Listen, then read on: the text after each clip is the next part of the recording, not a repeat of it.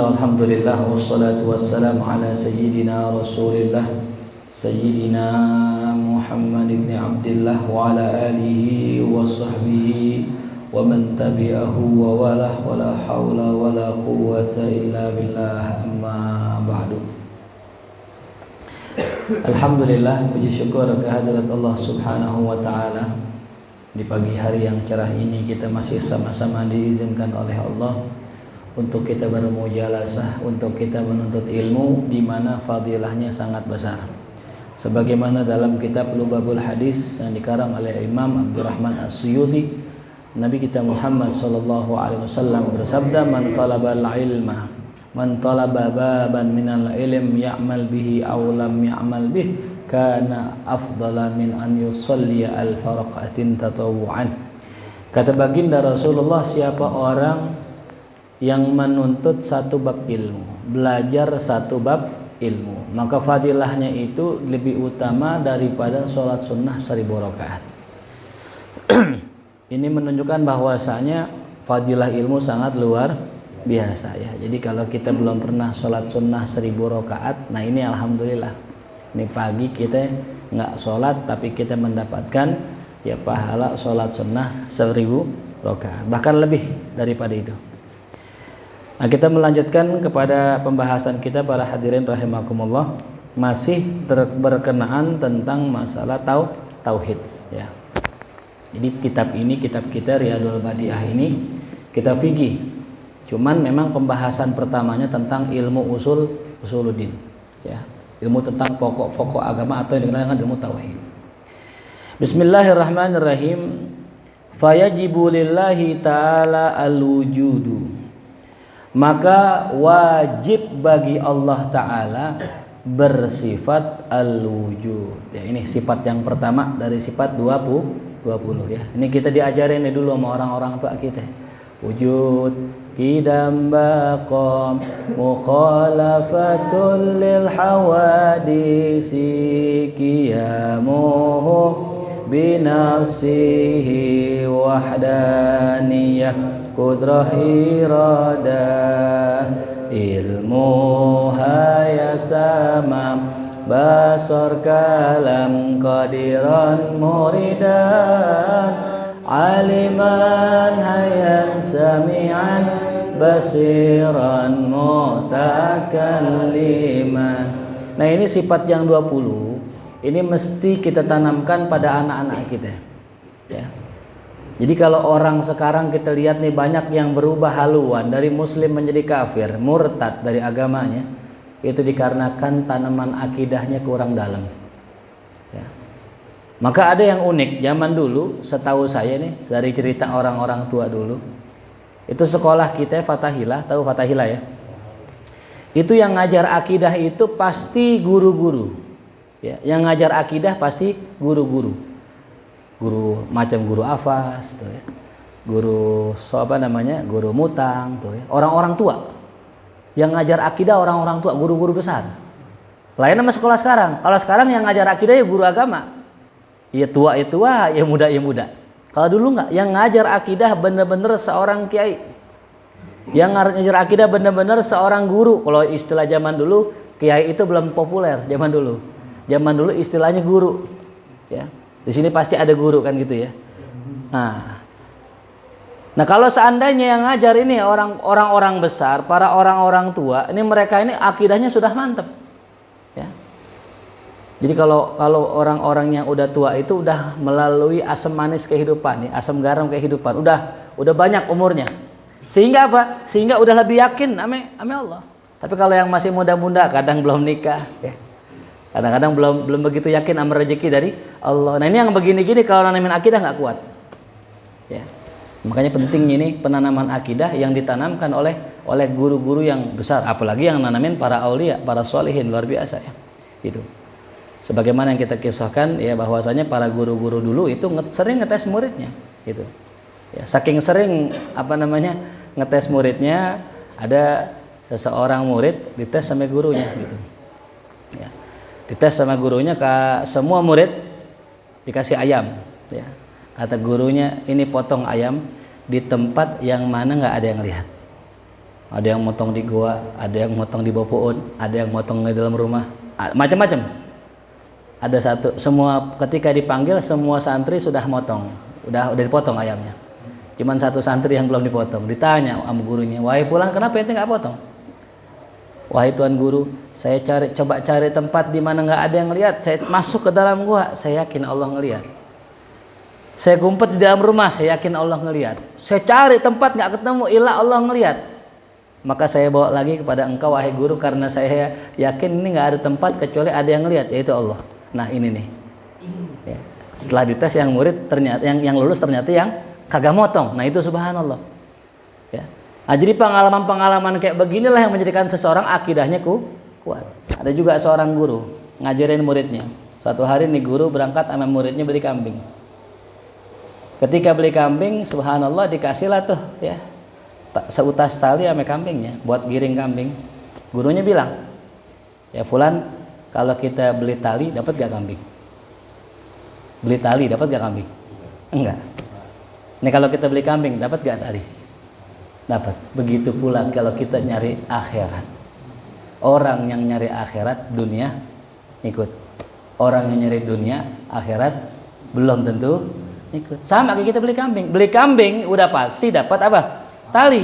Beli tali belum tentu dapat kambing. Yakinlah tuh keimanan nancep dalam diri. Ya. Makanya dengan pengajaran seperti itu menyebabkan anak-anak kecil, anak muda itu jadi kuat akidahnya. Jadi dengan contoh langsung. Ya. Nggak dengan teori. Karena yang paling mantap belajar akidah langsung praktek, nggak usah pakai banyak teori gitu. Kita mau yakin Allah Maha memberi rezeki, cobain. Ini hari jangan kerja di rumah. Jadi rumah. Bener nggak sih Allah ngasih rezeki? Sehari nggak kerja sampai sore, 2 hari tuh, ya. Bener nggak Allah ngasih rezeki? Cobain. Saya pernah nyobain. Jadi dulu saya dengar kisah tentang seorang ulama yang ngetes keyakinannya sama Allah. Dia teslah masuk ke dalam gua.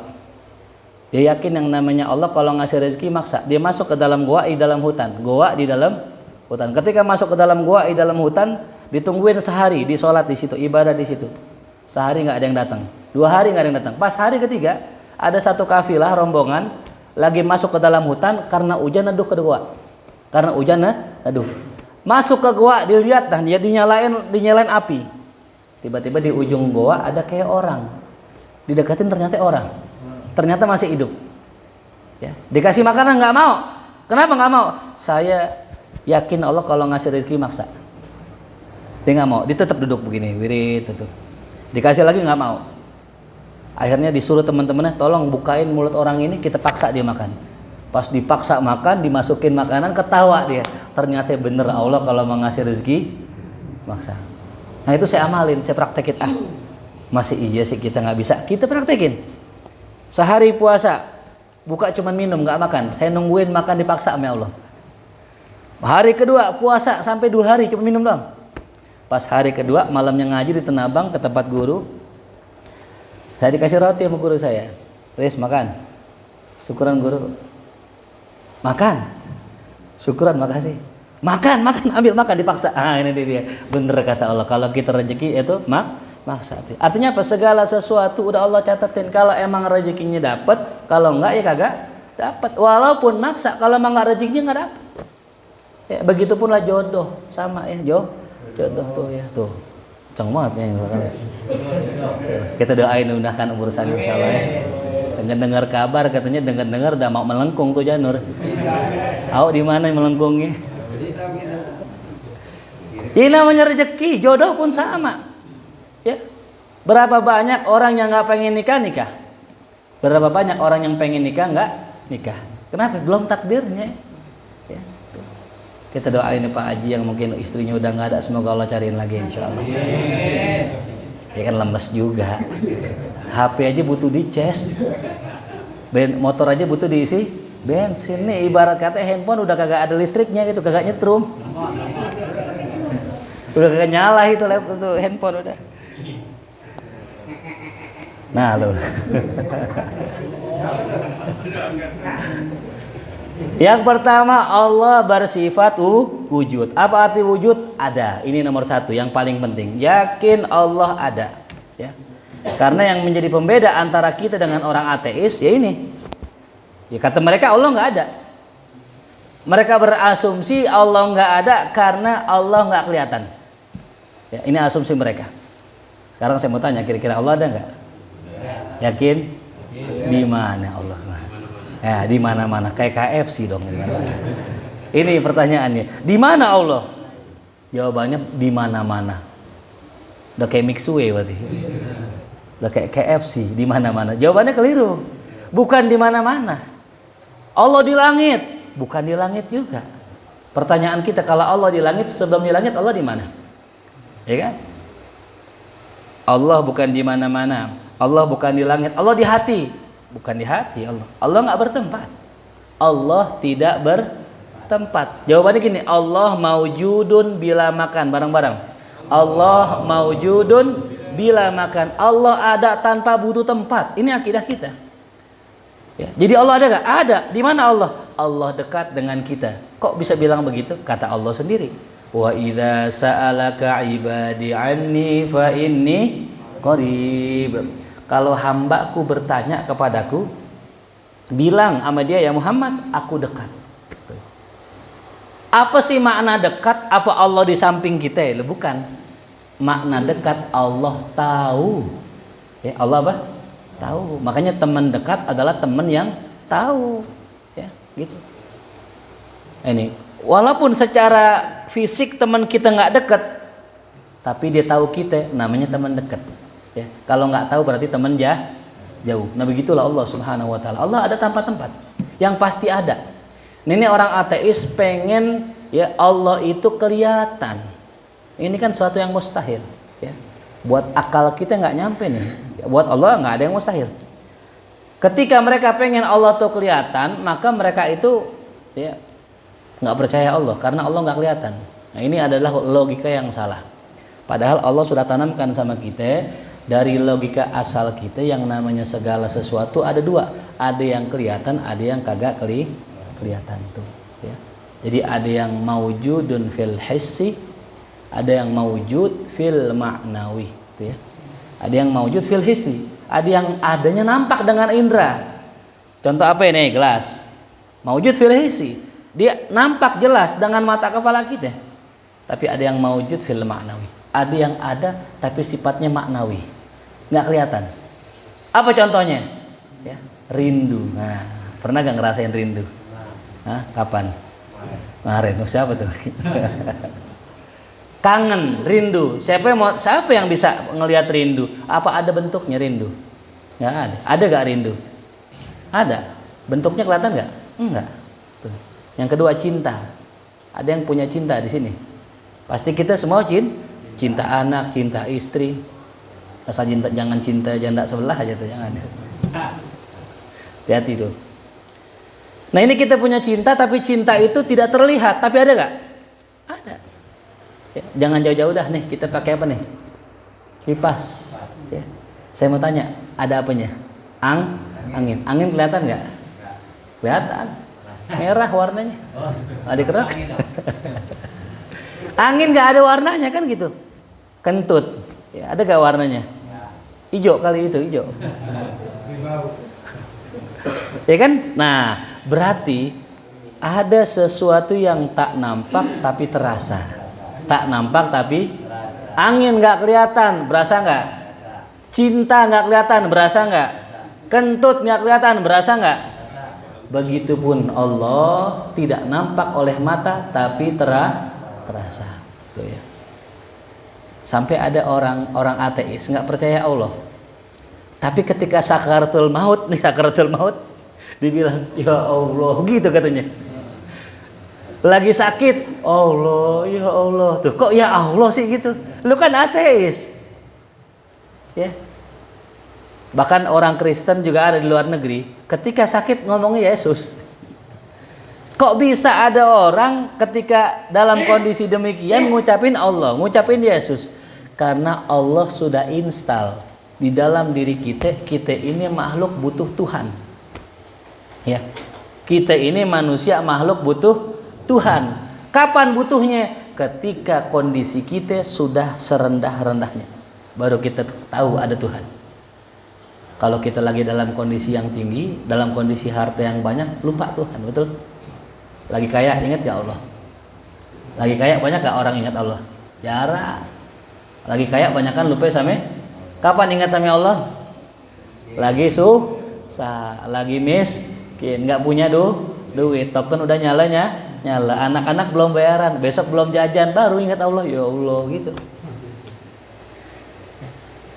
Makanya sengaja kadang Allah bikin kita jatuh, bikin kita miskin agar kita ingat sama Allah. Makanya kata Allah, ya ta'arraf ilayya firraha. Ini kata ya Allah, ingatlah aku ketika dalam kondisi lapang, dalam kondisi kaya. A'rifka fi syiddah. Aku akan kenal engkau ketika engkau susah. Tuh. Kalau kita ami Allah ingat lagi dalam kondisi senang, lagi dalam kondisi jaya, entar Allah ingat kita kalau dalam kondisi susah. Apa maksudnya? Kalau kita lagi dalam kondisi senang, kita beramal ibadah, kita bantu orang lain. Entar kalau kita susah, Allah bantu. Ya. Tuh. Nah, alhamdulillah. Saya pikir tadi udah nyala saya. Saya nggak kelihatan ini. Tapi tidak terasa gitu ya. Alhamdulillah. Nah, ya alhamdulillah. Jelas paham? Ya. Jadi kita beriman kepada Allah, ya.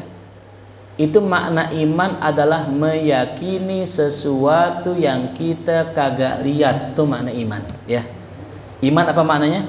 Meyakini sesuatu yang kita nggak lihat. Itu namanya iman. Tuh, ya. Saya mau tanya, ada berapa rukun iman? 6. Yang pertama beriman kepada siapa yang melihat Allah di sini? Nggak ada yang lihat Allah. Yakin ada Allah? Percaya adanya Allah? Yang kedua beriman kepada kitab. Siapa yang melihat kitab-kitab Allah di sini? Nih, Ustaz, Al-Quran kitab Allah. Ya, bener gak? Kita bisa gak lihat Quran? Tapi bukan itu makna iman. Iman kepada Al-Quran, kita kan kagak lihat proses turunnya Quran dari malaikat Jibril ke Rasulullah. Ada yang pernah lihat? Bisa gak Rasul bohong? Bisa jadi gak seorang manusia berdusta? Bisa jadi. Tapi ini Rasulullah. Kita beriman bahwasanya apa yang disampaikan Rasulullah adalah itu turun dari Allah. Karena kita nggak lihat turunnya. Kalau Qurannya kita lihat. Contoh begini, saya datang buat minuman. Saya kasih jang buat ente. Ya, saya tanya, ya ini buatan saya loh. Ini buatan saya loh. Bisa gak Ujang ragu? Bisa gak dia ragu? Ini buatan saya. Bisa, karena dia nggak lihat saya bikin. Jelas? Saya bikin pizza misalnya, saya bikin pizza nih, seorang ustadz bikin pizza. Jamaah saya bilang, ini buatan saya loh. Mungkin nggak ragu? Mungkin nggak? Karena bisa jadi saya nggak bikin, saya beli. Sama. Ketika Rasul ngasih Al-Quran, kau kita bisa jadi itu karangan Rasulullah. Maka iman tuh di situ. Kita percaya ini adalah kalamullah diturunkan kepada Rasulullah, bukan karang-karangan Rasulullah. Itu makna iman kepada apa? Kitab. Yang ketiga iman pada malaikat. Ada yang lihat malaikat? Tidak ada. Yang keempat iman kepada para rasul. Ada yang lihat Rasul? Yang kelima iman kepada hari kiamat. Ada yang lihat hari kiamat? Tidak ada. Yang keenam iman kepada qada dan qadarnya Allah, baik dan buruk. Nggak ada yang bisa lihat. Tuh ya. Nah jadi makna iman apa tadi? Meyakini apa yang kita kagak lihat. Tuh ya. Itu makna iman. Sehingga ditanya suatu hari seorang ulama namanya Imam Asma'i bertanya kepada seorang A'rabi, orang kampung, orang dusun, petani, ya. Jadi yang namanya iman itu nggak pandang bulu. Iman itu bisa dimiliki oleh orang yang berstatus tinggi, bisa juga dimiliki oleh orang yang berstatus rendah. Intinya iman pemberian Allah Subhanahu wa taala. Ditanya nih, ya seorang petani, kata Imam Asma'i, ya. Wahai fulan, ya, apa bukti adanya Allah? Ya. Nah ini orang petani ini berkata, al-ba'rah tadullu 'alal ba'ir, wal athar yadullu 'alal masir, lailun dajin, naharun sajin, wasama'u dzatil abraj, afala tadullu 'alas sani'il khabir. Tuh. Kata ini orang A'rabi tadi, al-ba'rah tadullu alal ba'ir. Adanya kotoran unta menunjukkan adanya unta. Wal athar yadullu alal masir. Jejak langkah kaki orang menunjukkan ada orang yang jalan. Ya. Lailun dajin wa naharun sajin, ya. Malam yang gelap dan siang yang terang menunjukkan adanya pencipta yang mengatur. Wasamaun zati abraj, dan langit yang memiliki garis peredarannya. Afala tadullu ala sani'il khabir tuh. Apakah itu tidak menunjukkan akan ada pencipta yang maha mengetahui itu ya. Jadi segala apapun yang ada di alam semesta ini dalilun ala wujudillah ya. Segala yang di alam semesta ini adalah tanda bahwa ada keberadaan Allah tuh ya. Kan kita belajar ilmu mantik. Di ilmu mantik tuh ada pelajaran begini. Ada dalalah, pelajaran dalalah. Jadi kalau ada asap ya. Ini logika manusia. Ketika ada asap menunjuk, akal kita pasti akan menunjukkan adanya apa? Api. Nah, ya. Nggak perlu dibilang ada api, cukup kelihatan ada apa? Asap. Udah pasti ada. Kan nggak mungkin asap muncul tanpa ada api. Itu logika manusia sederhana. Ya. Dari rumah terdengar suara tangisan, iya. Logika kita bilang di dalam rumah ada apa? Ada bayi. Kan nggak mungkin aki-aki kan begitu ya? Mau ngempeng dia anak gue. Kan nggak mungkin. Logika kita bilang pasti ada anak bayi. Ya.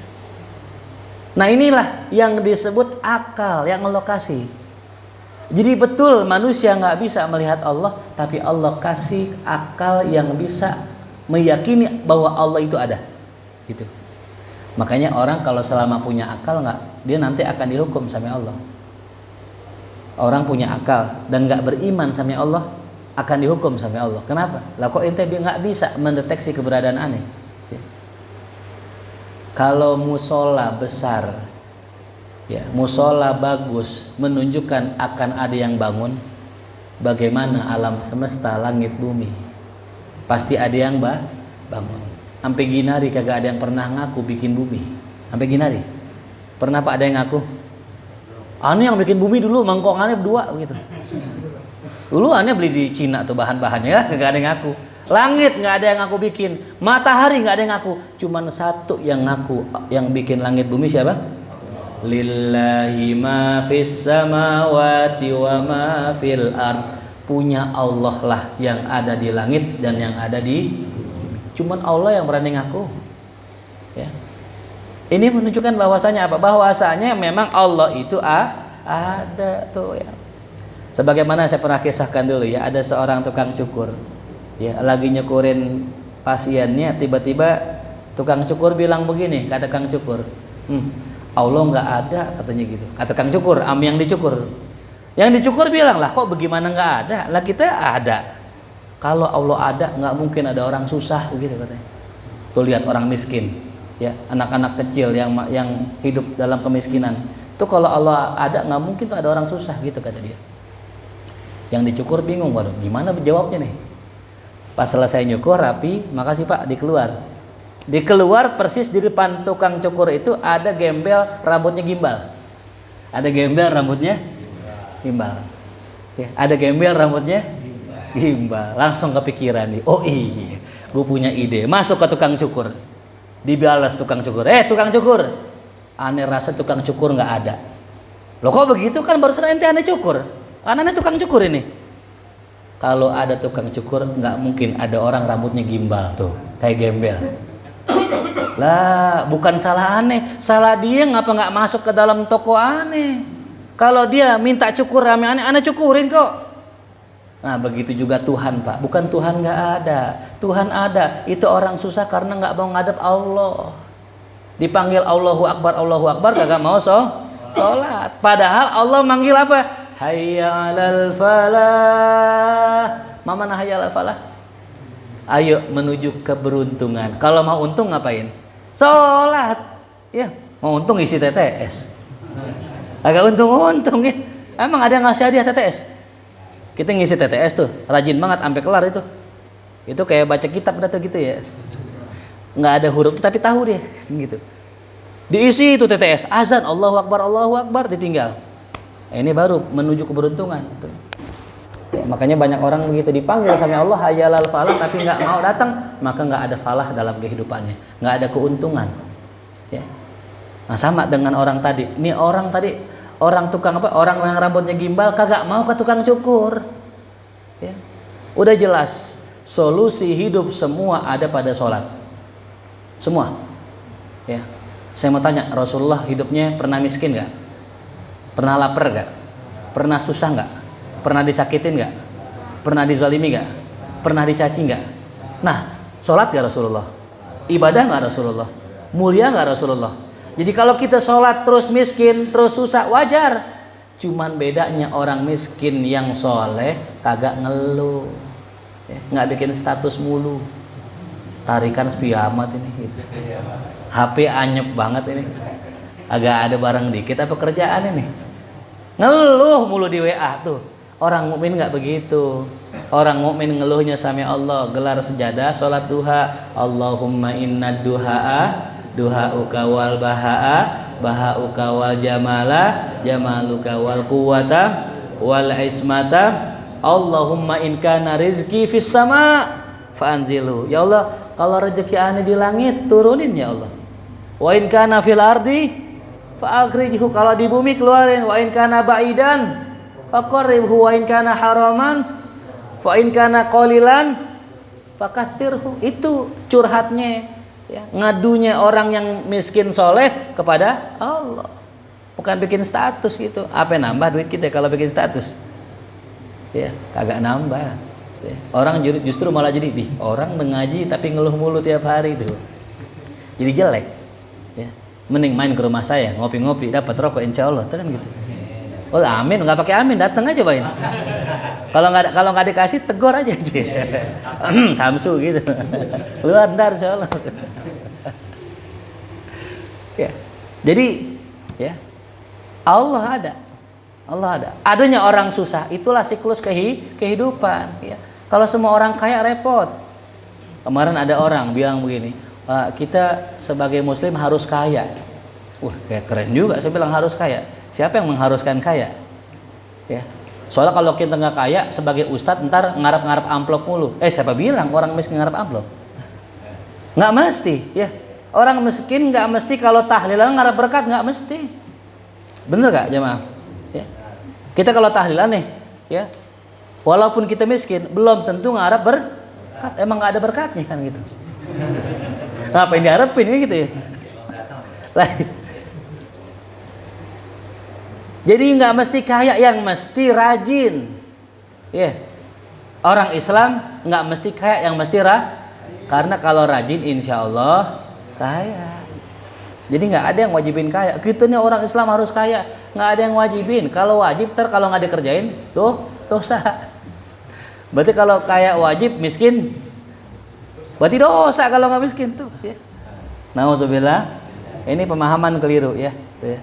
Jadi yang wajib rajin, yang wajib jujur, yang wajib ikhlas, yang wajib profesional, yang wajib tekun, itu yang wajib. Adapun kayaknya miskinnya itu urusan Allah.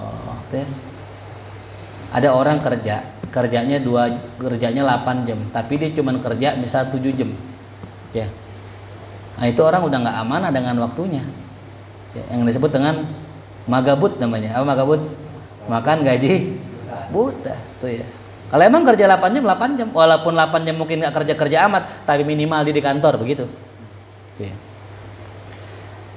Lalu kemudian ya, bagaimana cara kita membuktikan akan keberadaan Allah?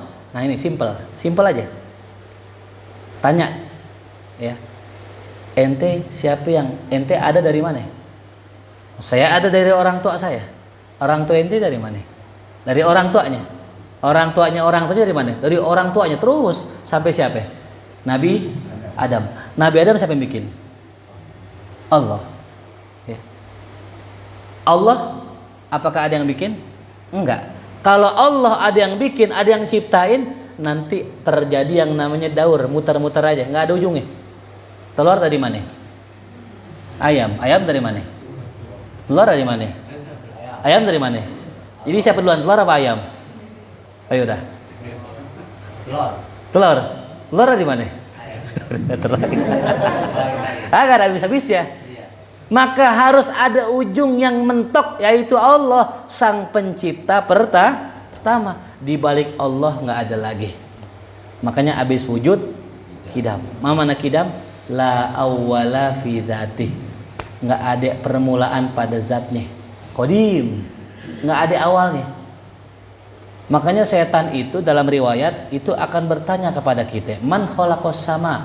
Siapa yang nyiptain langit? Maka kita akan mengatakan, oh Allah. Man khalaqal ard?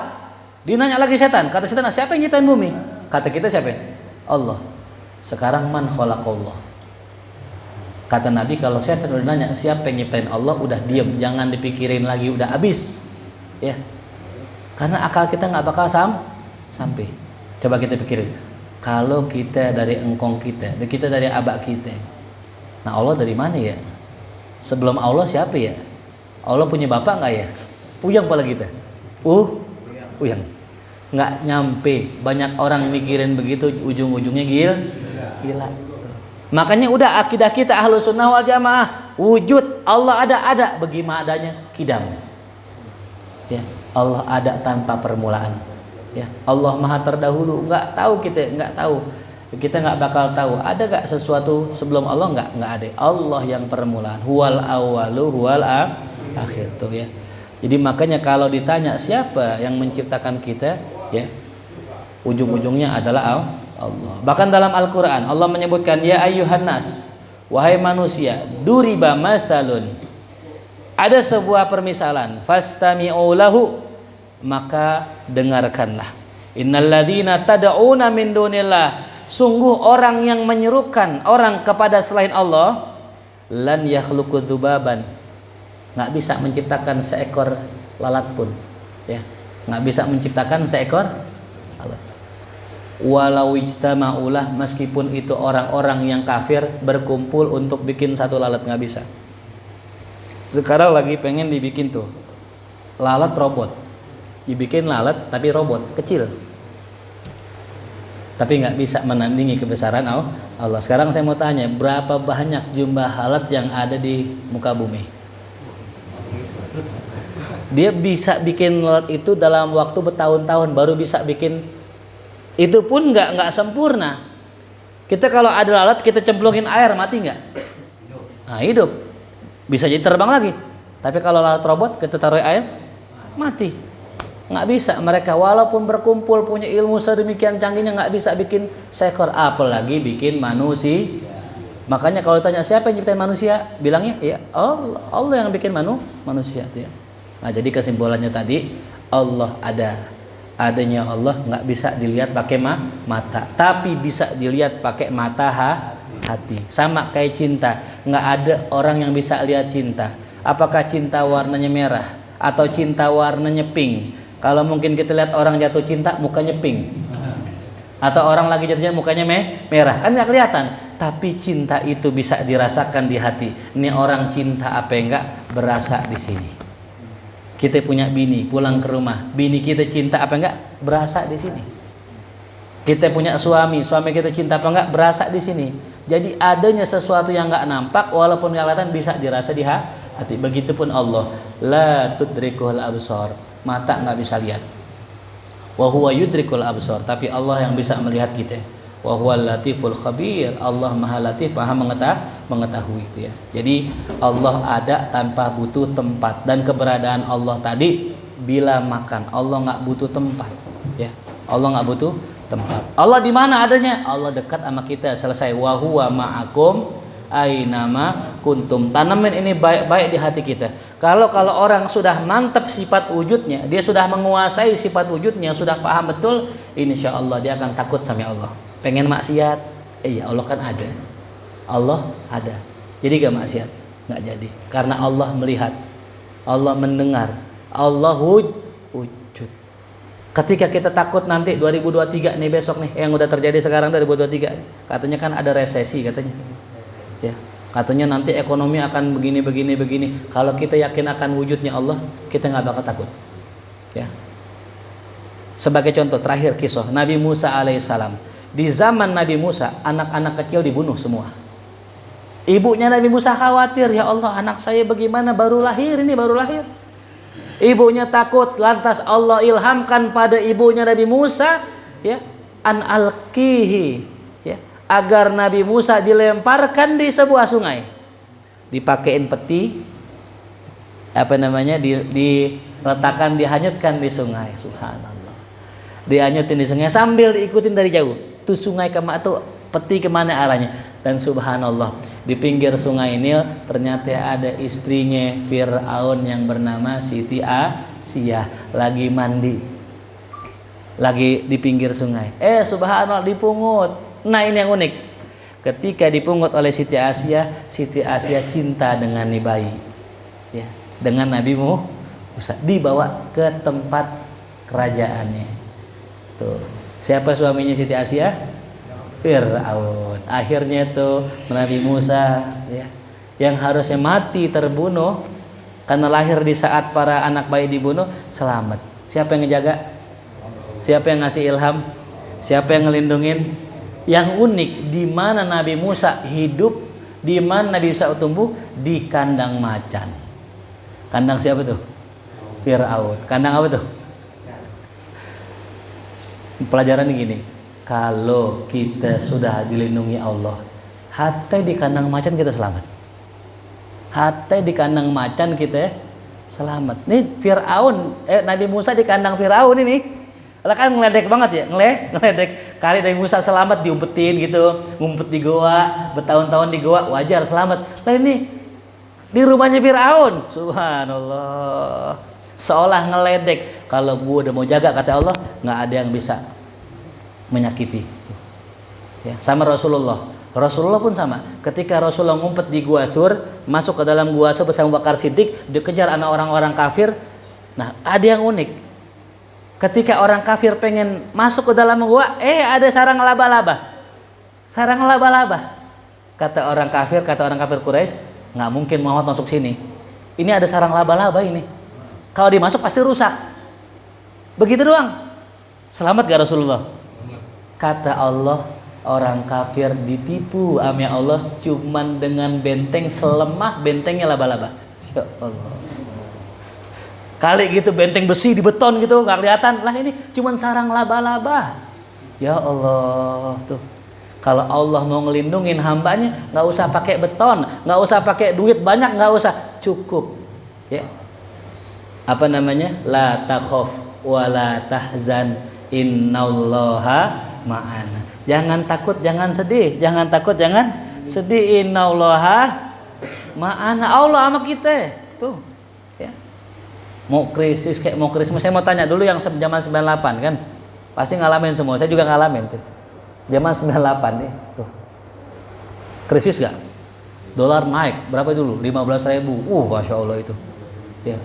Orang Binson pada berbondong-bondong belanja gratis.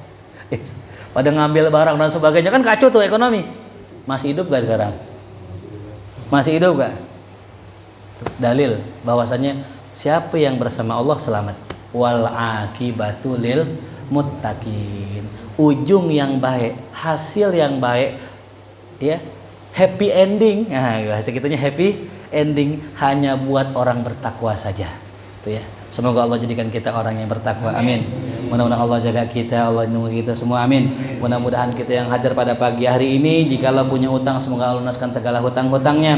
Yang belum kerja, Allah kasih kerjaan yang halal, yang thayyib, yang mubarak. Yang belum punya pasangan, semoga Allah kasih pasangan yang soleh-soleha.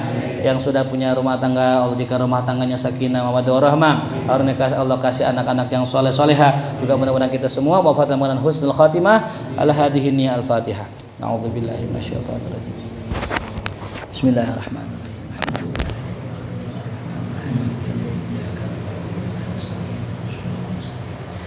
Shiratal ladzina an'amta 'alaihim ghairil maghdubi 'alaihim waladdallin. Wa bihamdil Fatihah, syaril Fatihah, qira'atil Fatihah,